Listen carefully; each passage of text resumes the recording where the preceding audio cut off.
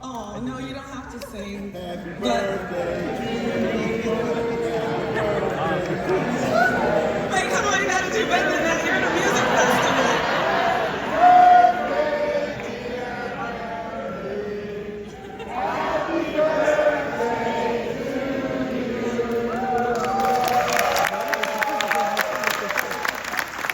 Thank you.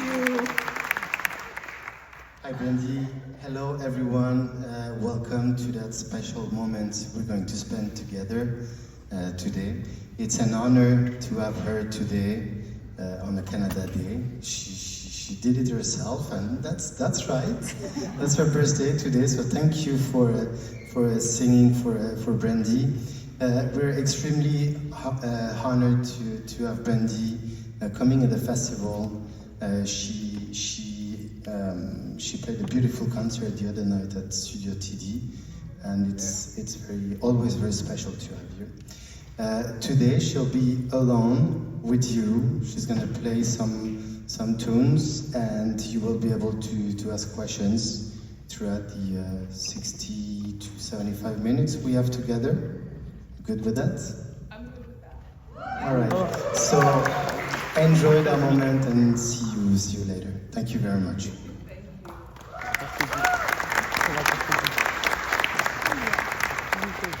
Thank you so much. I was thinking about how often I do classes or my band does classes, and seldom, well, always afterwards, there are questions. And I don't mean during the Q&A portion. I mean after. Also, there are a lot of questions after the concert. So I plan to treat today as a way to answer all of those questions. And I don't mean the run-of-the-mill, how do you move the harp? Although I will go over that very quickly, but I'm going to talk about the things that aren't so obvious, the questions that musicians come up to me at the merch table and ask. And I'm like, oh, I have to go, but shoot me an email, and then I'll send you everything. In terms of information about myself, I feel like way too much is Googleable. So you can like Google most things. In short, I'm Brandee, I play the harp, I'm from New York, my mom's from New York, my dad's from New Jersey, we're very northern. I grew up singing in the church choir, like so many musicians do, and I played a very bad piano, like this. I still play that kind of piano, which is embarrassing. I'm working on it. I played flute before I moved over to the harp. I went from the smallest to the largest. Somewhere along the lines in high school, my band teachers were like, we need more brass players. Who's proficient? And they took 3 of us that were decent and put us on trombone. And then so I became a trombone player. And marching band was my life dream. We had an incredible band director who really modeled our high school band after historically black colleges, which marching band is the thing. So I'm dead set on marching band. And my parents, specifically mother, what are you gonna do, get a bachelor's degree in marching band? I didn't think about that. Okay, fine. And so that dream was crushed. It's okay, I think back, I don't know how I did marching band.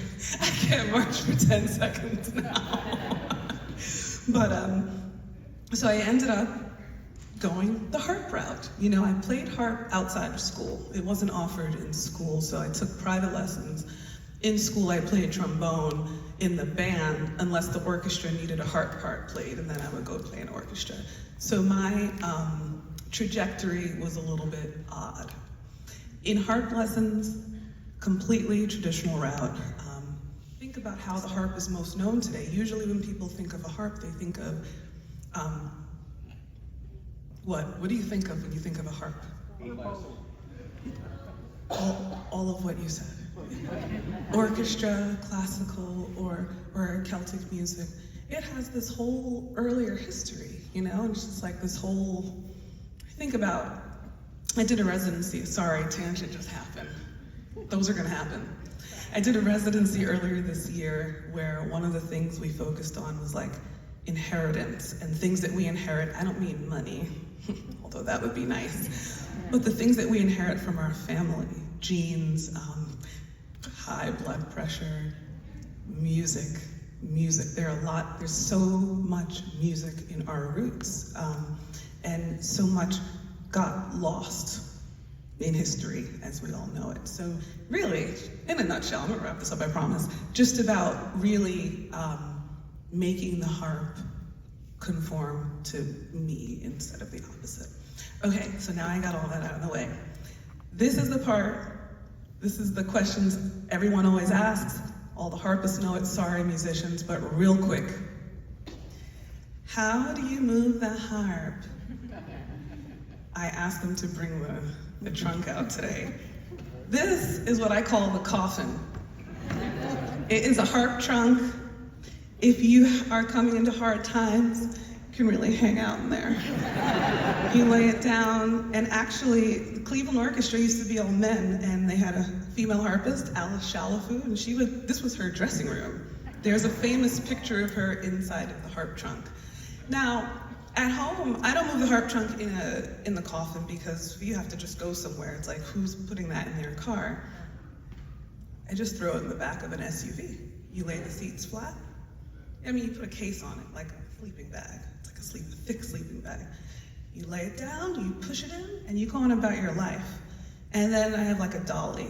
Think of me as a UPS person, pushing the harp down the street. That is how we move the harp. Also, it has 47 strings, or a concert grand harp has 47 strings. This is a 47-string harp, but it's a little smaller than a concert grand. I didn't realize until I sat down on Monday night. I'm tall. I'm 5'8"-ish, but with heels, I'm 5'11", so I'm almost 6 feet tall. So when I sat down on Monday, I was like, whoa, I'm really hunched over. This is why I'm in sneakers today. This was not my intended outfit, but I brought options just in case. The strings are made out of wire, cow gut, and nylon. Traditionally, I think it was goat gut, but cows do this now. And they're not killing the cows for the strings, they're using the leftover, using the whole entire animal. And yeah, so I think that's it for harps. Oh, they have 7 pedals. How could I forget this part? A lot of times people will come up to the harp and they say, I've seen harps so often, I never noticed they had pedals. 7 pedals for each note of the scale. A, B, C, D, E, F, G. We have all 12 notes just like everyone else does, but people are like, oh my gosh, harps are so dysfunctional. A little bit. We can play all 12 notes, but the one thing we can do that other instruments can't do is we can play 2 of the same notes on 2 different strings, like enharmonic equivalents. For example, C sharp and D flat are the same note. So I have a D string, and when I move the pedal up, the pedal has 3 notches. Up, flat, middle, natural, down, sharp. So if I have this as D sharp, that's a big harp problem. I just had 1 pedal in the wrong place. It's like a domino effect, it ruins everything. That's where I can play it, But yeah, that's If It's Magic by Stevie Wonder, and that's the great Dorothy Ashby playing harp on that recording. And you know how sessions are in LA, you just get kind of session musicians, and the harpist on the session was like, this doesn't work.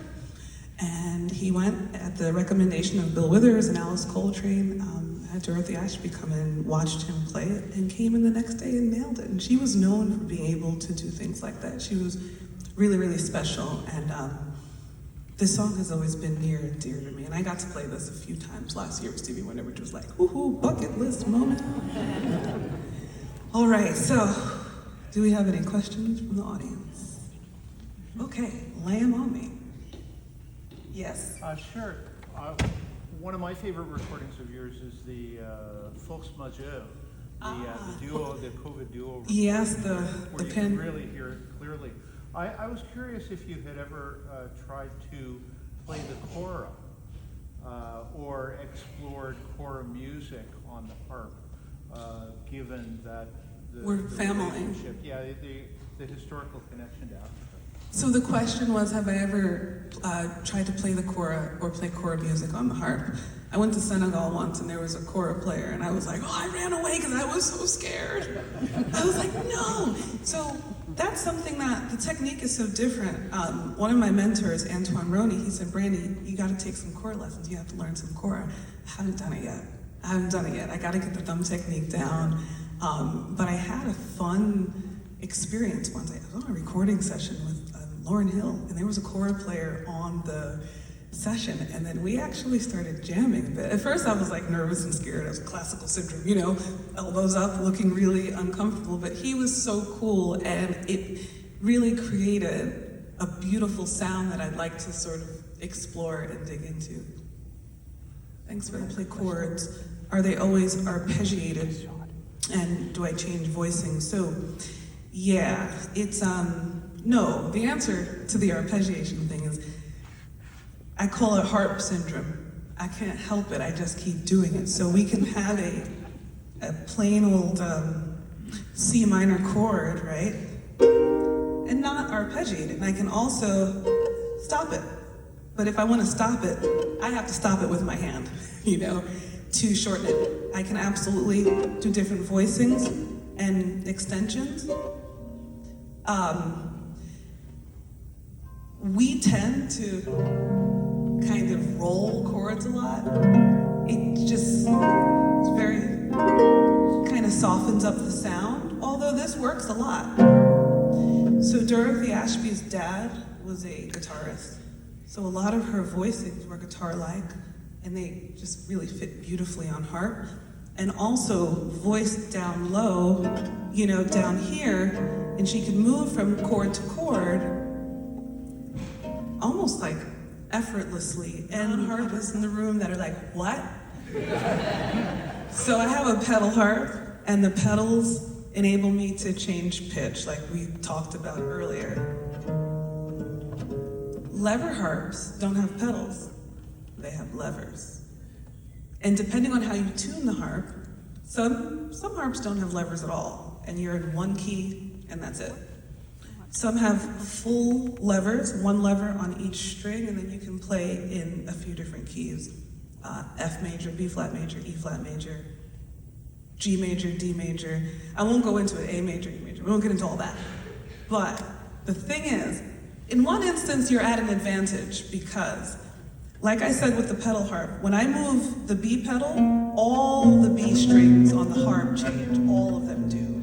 So there's no playing a B natural here and a B flat here, unless I play a C flat here, you know, and a B flat. So it gets a little murky. With lever harp, you can just flip the lever of that one string. So you can get a nice little scale going while not altering any other notes.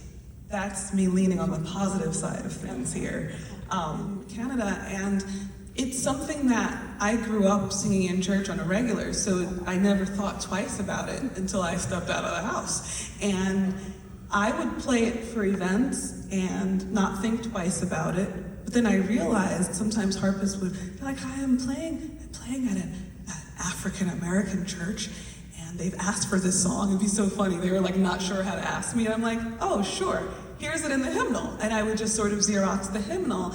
And what happened over time, because I was playing it so much, I just ended up, I wrote my arrangement. I created an arrangement. First, thank you. Music is deeply spiritual. Even if, you know, when you're a kid, you study, you take your lessons, and you're doing the thing. But I think as you grow and you get older and life kicks in, you realize how deep it actually is and how important to not just your life, but other people's lives it is. And so yes, I think about, have you ever read Alice Coltrane's Monument Eternal? So there's actually a new, or what do you call it when something's reprinted? A reprint of it that came out last year. And this documents her period between after John died, for those amount of years in that period where things were really tough, and it was a spiritual, I won't say awakening, it was really a spiritual there was a lot. She encountered a lot that we would kind of gasp at. You may have to read it a few times just to see, you know, the meditation. Sometimes she would meditate for days and days and days and fast for a very long time, to the point of having, you know, even there were things that she experienced that she had to be hospitalized for. It's a really deep read into just how close she was able to get in her spirituality to that point. Call it Turiya, right? Turiya and Ramakrishna. Okay, you guys don't know the song, never mind. It's my favorite Alice Coltrane, other than Blue Nile. But yeah, very much so, very much so. Thank you. I love it here, and so I wouldn't have to be asked twice. Thank you. Yes, I remember you from Monday. Thank you. So, my question is, you know, at the end of the show, you played "I Want You." Marvin Gaye, baby. So that took me back to Kendrick's. Oh, right. That's why I started playing it again when Kendrick came out with that. Yeah. Okay. That took me back to that. So, if anybody knows the song, so that took me back to, you know, niggas that I lost. And so I wanted to know, you know, when Kendrick says, you know, well, from Jay-Z, you know, I do this for my culture to let him know what a nigga looks like. So first of all, I want to honor you for, you know, showing us what a sister looks like. Thank you. Doing what you do, like, it's so powerful. And just, I wanted to know, like, how do you, you know, with, like, obviously, like, every black kid doesn't get, you know, that kind of exposure. So, what could you share, you know, with us about how you relate to that reality and the reality of that I'm black and play the harp. yeah. It's real because I must say, I'm at an advantage generally speaking because I am born and raised in New York. Not harp specific, but culturally speaking. So all of the harp organizations, I was always the only black kid. However, in my hometown, which is predominantly black, I'd always hear of a woman who played harp. So you guys know you know by now I have Alice Coltrane's harp at home. The gold harp, oh my gosh. No big deal. But this woman, my grandmother, this is crazy. I promise I won't talk long. I already kind of saw the music, to get off the stage music sort of happen over there. But there is a woman that people would always say, hey Brandee, do you know Sarah Lawrence? Do you know Sarah Lawrence? She was a black woman who played harp in my hometown. And my grandmother said, hey Brandee, I know a woman who played harp. And I was like, man, you know nothing, right? Because, you know, what could my grandmother know? What kind of life could she have lived when I was like, 9? And one day, Nana brought her to the house, called my bluff. This woman was real. It turns out my grandmother was part of the Great Migration. She came up north and she lived in a house with this family. She said the little girl played the harp, which is very true. This woman's name was Sarah Lawrence, and she lives she's still alive. She lives in Altadena, California today. She studied with all of the best harp gods. But one thing that I learned from not only her, but a lot of my colleagues that are just a little bit older than me, is that I don't know how to say this, but a lot of black harp students never made it to the other side. And they ended up having to pursue something else because of adversity faced in grade school, in college. Sarah Lawrence had a really bad experience at Oberlin. She was overweight at the time, and she's not just black, she's dark skinned like my complexion. She ended up she studied with Alice Shalafu in New York, and that was a great positive experience for her. It changed her whole life. But I realized that I have a lot of friends that are a little bit older than me that weren't able to get to the next point for one reason or another, that always had to do with being, never really know how to put this into words, but they never were able to get through emotionally because of everything that was, all the adversity that they faced. We are lucky to have Ann Hobson Pilot today, who's the first Black member of the BSO. 40 years she spent with that orchestra, and she has stories, you know.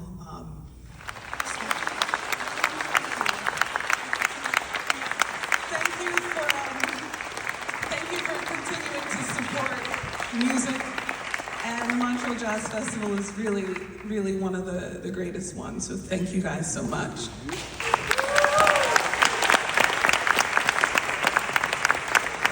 I just wanted to say that if you want to come back, here's your home, so it's anytime. Thank you. For now. Thank you guys. Bye. Let me know.